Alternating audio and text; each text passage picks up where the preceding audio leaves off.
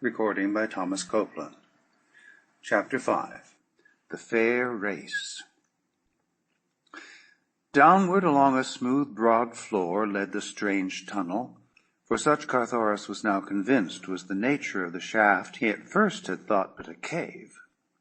Before him he could hear the occasional low moans of the banth, and presently from behind came a similar uncanny note.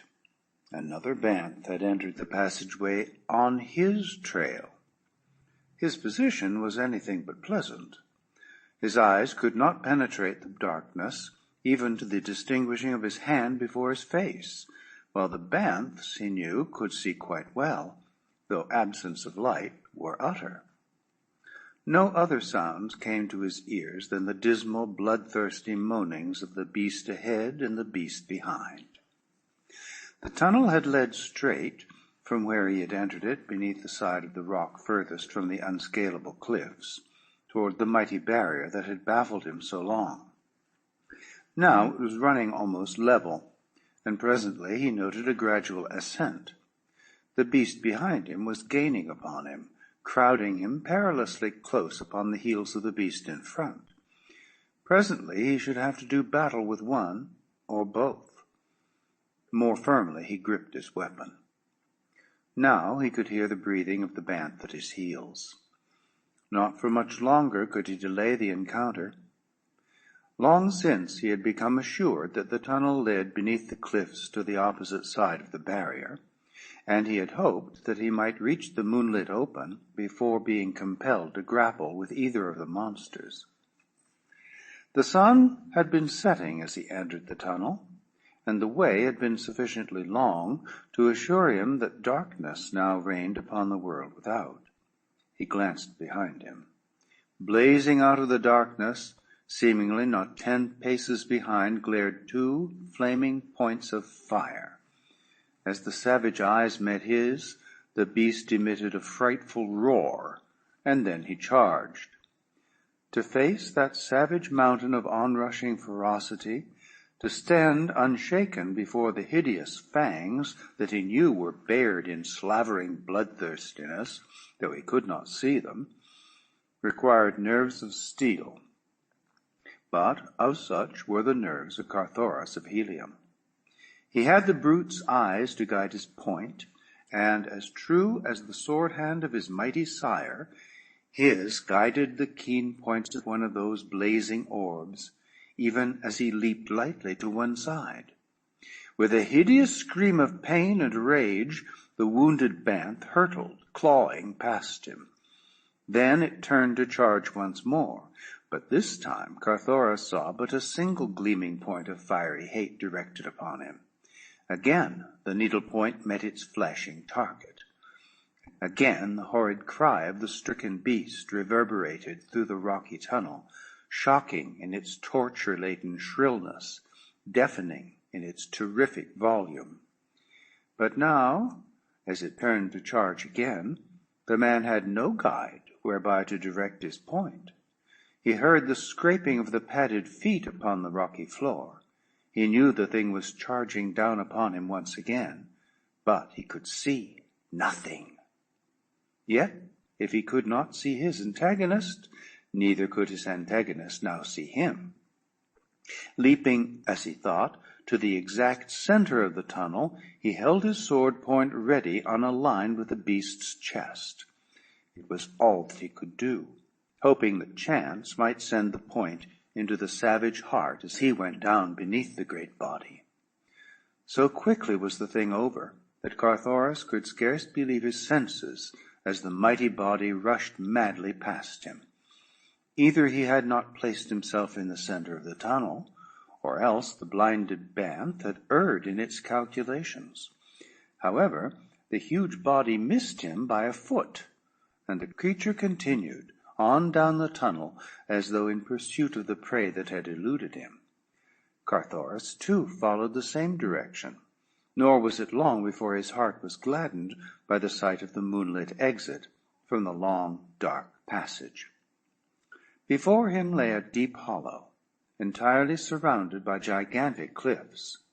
The surface of the valley was dotted with enormous trees, a strange sight so far from a Martian waterway. The ground itself was clothed in brilliant scarlet sward, picked out with innumerable patches of gorgeous wildflowers. Beneath the glorious effulgence of the two moons, the scene was one of indescribable loveliness, tinged with the weirdness of strange enchantment. For only an instant, however, did his gaze rest upon the natural beauties outspread before him. Almost immediately they were riveted upon the figure of a great bantha standing across the carcass of a new-killed thoat. The huge beast, his tawny mane bristling with his hideous head, kept his eyes fixed upon another bantha that charged erratically hither and thither, with shrill screams of pain and horrid roars of hate and rage. Carthoris quickly guessed that the second brute was the one he had blinded during the fight in the tunnel, but it was the dead thoat that centered his interest more than either of the savage carnivores. The harness was still upon the body of the huge Martian mount, and Carthoris could not doubt that this was the very animal upon which the green warrior had borne away Thuvia of Tarth. But where were the rider and his prisoner? The Prince of Helium shuddered as he thought upon the probability of the fate that had overtaken them. Human flesh is the food most craved by the fierce Barsoomian lion, whose great carcass and giant thews require enormous quantities of meat to sustain them.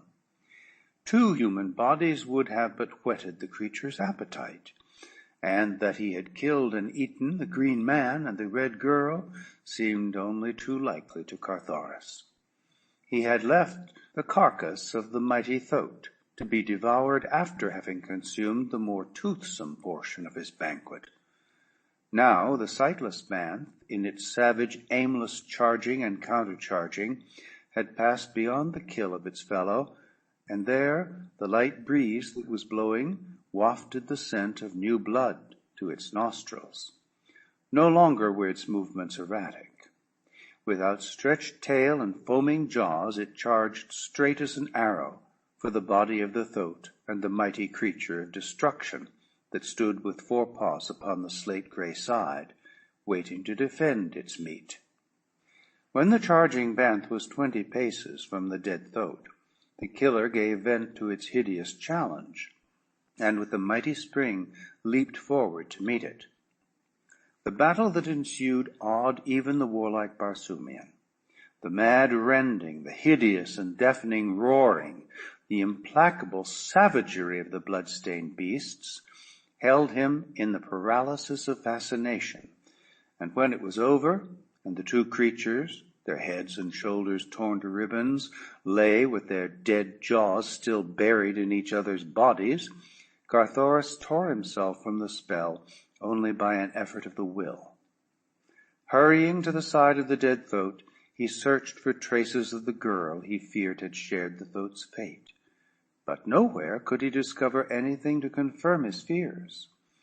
With slightly lightened heart, he started out to explore the valley, but scarce a dozen steps had he taken when the glistening of a jeweled bauble lying on the sward caught his eye. As he picked it up, his first glance showed him that it was a woman's hair ornament, and emblazoned upon it was the insignia of the royal house of Tarth.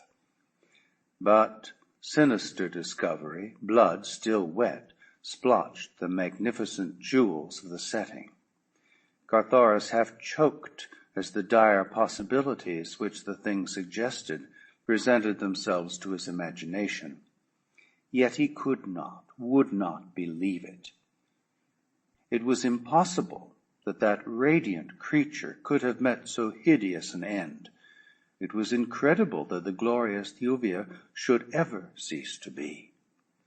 Upon his already jewel-encrusted harness, to the strap that crossed his great chest, beneath which beat his loyal heart, Carthoris, Prince of Helium, fastened the gleaming thing that Thuvia of Tarth had worn, and, wearing, had made holy to the Heliumite. Then he proceeded upon his way into the heart of the unknown valley. For the most part, the giant trees shut off his view to any but the most limited distances. Occasionally he caught glimpses of the towering hills that bounded the valley upon every side, and though they stood out clear beneath the light of the two moons, he knew that they were far off, and that the extent of the valley was immense. For half the night he continued his search, until presently he was brought to a sudden halt by the distant sound of squealing thoats. Guided by the noise of these habitually angry beasts, he stole forward through the trees until at last he came upon a level treeless plain, in the center of which a mighty city reared its burnished domes and vividly colored towers. About the walled city the red man saw a huge encampment of the green warriors of the dead sea bottoms, and as he let his eyes rove carefully over the city, he realized that here was no deserted metropolis of a dead past. But what city could it be? His studies had taught him that in this little explored portion of Barsoom the fierce tribe of Torquasian green men ruled supreme, and that as yet no red man had succeeded in piercing to the heart of their domain to return again to the world of civilization. The men of Torquas had perfected huge guns, with which their uncanny marksmanship had permitted them to repulse the few determined efforts that nearby red nations had made to explore their country by means of battle fleets of airships. That he was within the boundary of Torquas, Carthoris was sure, but that there existed there such a wondrous city he never had dreamed, nor had the chronicles of the past even hinted at such a possibility. For the Torquasians were known to live, as did the other green men of Mars, within the deserted cities that dotted the dying planet, nor ever had any green horde built so much as a single edifice, other than the low-walled incubators, where their young are hatched by the sun's heat. The encircling camp of green warriors lay about 500 yards from the city's walls. Between it and the city was no semblance of breastwork or other protection against rifle or cannon fire. Yet distinctly now, in the light of the rising sun, Carthoris could see many figures moving along the summit of the high wall and upon the rooftops beyond. That they were beings like himself, he was sure, though they were at too great a distance from him for him to be positive that they were red men. Almost immediately after sunrise, the green warriors commenced firing upon the little figures upon the wall. To Carthoris' surprise, the fire was not returned, but presently the last of the city's inhabitants had sought shelter from the weird marksmanship of the green men, and no further sign of life was visible beyond the wall. Then Carthoris, keeping within the shelter of the trees that fringed the plain, began circling the rear of the besiegers' line, hoping against hope that somewhere he would obtain sight of Thuvia of Tarth, for even now he could not believe that she was dead. That he was not discovered was a miracle, for mounted warriors were constantly riding back and forth from the camp into the forest. But the long day wore on, and still he continued his seemingly fruitless quest, until, near sunset, he came opposite a mighty gate in the city's western wall. Here seemed to be the principal force of the attacking horde. Here a great platform had been erected, whereon Carthoris could see squatting a huge green warrior, surrounded by others of his kind. This, then, must be the notorious Hortan Gur, Jeddak of Torquas, the fierce old ogre of the southwestern hemisphere, as only for a Jeddak are platforms raised in temporary camps, or upon the march by the green hordes of Barsoom. As the Heliumite watched, he saw another green warrior push his way forward toward the rostrum. Beside him he dragged a captive, and, as the surrounding warriors parted to let the two pass, Carthoris caught a fleeting glimpse of the prisoner. His heart leaped in rejoicing, Thuvia of Tarth still lived. It was with difficulty that Carthoris restrained the impulse to rush forward to the side of the Tarthian princess. But in the end his better judgment prevailed. For in the face of such odds he knew that he should have been but throwing away uselessly any future opportunity he might have to succor her. He saw her dragged to the foot of the rostrum. He saw Hortengur address her. He could not hear the creature's words, nor Thuvia's reply. But it must have angered the green monster, for Carthoris saw him leap toward the prisoner, striking her a cruel blow across the face with his metal-banded arm. Then the son of John Carter, Jeddak of Jeddaks, warlord of Barsoom, went mad. The old blood-red haze through which his sire had glared at countless foes floated before his eyes. His half-earthly muscles, responding quickly to his will, sent him in enormous leaps and bounds toward the green monster that had struck the woman he loved. The Torquatians were not looking in the direction of the forest. All eyes had been upon the figures of the girl and their Jeddak, and loud was the hideous laughter that rang out in appreciation of the wit of the Green Emperor's reply to his prisoner's appeal for liberty. Carthoris had covered about half the distance between the forest and the green warriors, when a new factor succeeded in still further directing the attention of the latter from him. Upon a high tower within the beleaguered city a man appeared.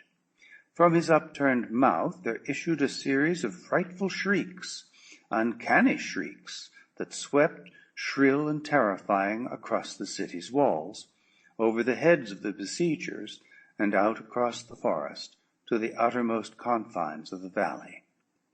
Once, twice, thrice the fearsome sound smote upon the ears of the listening green men, and then far, far off across the broad woods came sharp and clear from the distance an answering shriek. It was but the first.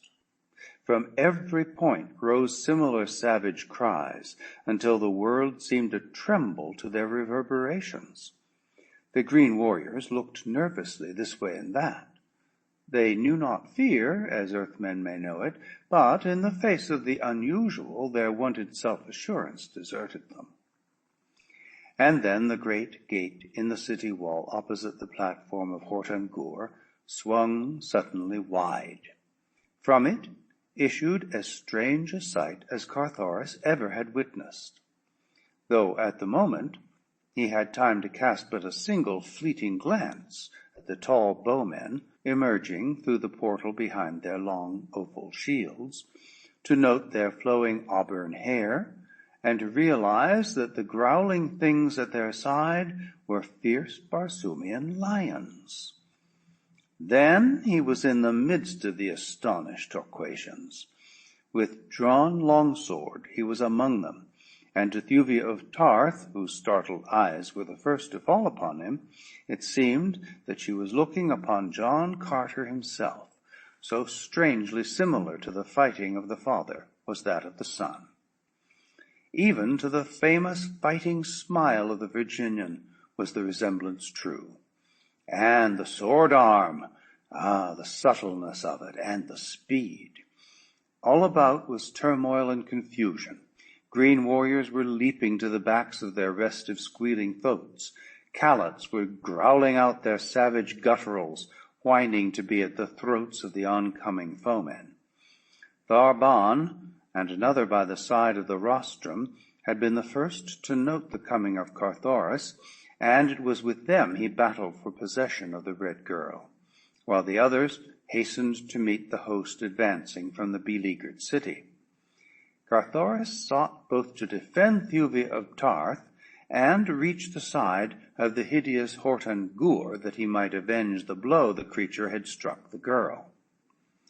He succeeded in reaching the rostrum, over the dead bodies of 2 warriors who had turned to join Tharban and his companion in repulsing this adventurous red man, just as Hortengur was about to leap from it to the back of his thoat. the attention of the green warriors turned principally upon the bowmen advancing upon them from the city, and upon the savage banths that paced beside them, cruel beasts of war, infinitely more terrible than their own savage calots. As Carthoris leaped to the rostrum, he drew Thuvia up beside him, and then he turned upon the departing Jeddak with an angry challenge and a sword thrust. As the Heliumite's point pricked his green hide, Hortan-Gur turned upon his adversary with a snarl, but at the same instant 2 of his chieftains called to him to hasten, for the charge of the fair-skinned inhabitants of the city was developing into a more serious matter than the Torquatians had anticipated. Instead of remaining to battle with the red man, Hortan-Gur promised him his attention after he had disposed of the presumptuous citizens of the walled city, and, leaping astride his thoat, galloped off to meet the rapidly advancing bowmen. The other warriors quickly followed their Jeddak, leaving Thuvia and Carthoris alone upon the platform. Between them and the city raged a terrific battle. The fair-skinned warriors, armed only with their longbows and a kind of short-handled war-axe, were almost helpless beneath the savage mounted green men at close quarters, but at a distance their sharp arrows did fully as much execution as the radium projectiles of the green men. But if the warriors themselves were outclassed, not so their savage companions, the fierce banths. Scarce had the 2 lines come together when hundreds of these appalling creatures had leaped among the Torquatians, dragging warriors from their thoats, dragging down the huge thoats themselves, and bringing consternation to all before them. The numbers of the citizenry, too, was to their advantage, for it seemed that scarce a warrior fell but his place was taken by a score more. In such a constant stream did they pour from the city's great gate. And so it came, what with the ferocity of the banths and the numbers of the bowmen, that at last the Torquatians fell back, until presently the platform upon which stood Carthoris and Thuvia lay directly in the center of the fight. That neither was struck by a bullet or an arrow seemed a miracle to both. But at last the tide had rolled completely past them, so that they were alone between the fighters and the city, except for the dying and the dead, and a score or so of growling banths, less well trained than their fellows, who prowled among the corpses seeking meat. To Carthoris, the strangest part of the battle had been the terrific toll taken by the bowmen with their relatively puny weapons. Nowhere that he could see was there a single wounded green man, but the corpses of their dead lay thick upon the field of battle. Death seemed to follow instantly the slightest pinprick of a bowman's arrow, nor apparently did one ever miss its goal. There could be but one explanation. The missiles were poison-tipped. Presently the sounds of conflict died in the distant forest. Quiet reigned, broken only by the growling of the devouring banths. Carthoris turned toward Thuvia of Tarth. As yet, neither had spoken. "Where are we, Thuvia?" he asked. The girl looked at him questioningly. His very presence had seemed to proclaim a guilty knowledge of her abduction. How else might he have known the destination of the flyer that brought her? "Who should know better than the Prince of Helium?" she asked in return. "Did he not come hither of his own free will?" "From Anthor I came voluntarily upon the trail of the green man who had stolen you, Thuvia," he replied. "But from the time I left Helium until I awoke above Anthor, I thought myself bound for Tarth." "It had been intimated that I had guilty knowledge of your abduction," he explained simply, "and I was hastening to the Jeddak, your father, to convince him of the falsity of the charge, and to give my service to your recovery. Before I left Helium, someone tampered with my compass, so that it bore me to Anthor instead of to Tarth. That is all. You believe me? But the warriors who stole me from the garden, she exclaimed. After we arrived at Anthor, they wore the metal of the Prince of Helium. When they took me, they were trapped in Dusarian harness. There seemed but a single explanation. Whoever dared the outrage wished to put the onus upon another, should he be detected in the act. But once safely away from Tarth, he felt safe in having his minions return to their own harness. You believe that I did this thing, Thuvia? He asked. Ah, Carthoris, she replied sadly, I did not wish to believe it, but when everything pointed to you, even then I would not believe it. I did not do it, Thuvia, he said, but let me be entirely honest with you. As much as I love your father, as much as I respect Culan Tith, to whom you are betrothed, as well as I know the frightful consequences that must have followed such an act of mine, hurling into war as it would 3 of the greatest nations of Barsoom, yet, notwithstanding all this, I should not have hesitated to take you thus, Thuvia of Tarth, had you even hinted that it would not have displeased you. But you did nothing of the kind, and so I am here, not in my own service, but in yours, and in the service of the man to whom you are promised, to save you for him, if it lies within the power of man to do so, he concluded, almost bitterly. Thuvia of Tarth looked into his face for several moments. Her breast was rising and falling as though to some resistless emotion. She half took a step toward him. Her lips parted as though to speak, swiftly and impetuously, and then she conquered whatever had moved her. The future acts of the Prince of Helium, she said coldly, must constitute the proof of his past honesty of purpose. Carthoris was hurt by the girl's tone, as much as by the doubt as to his integrity which her words implied. He had half hoped that she might hint that his love would be acceptable.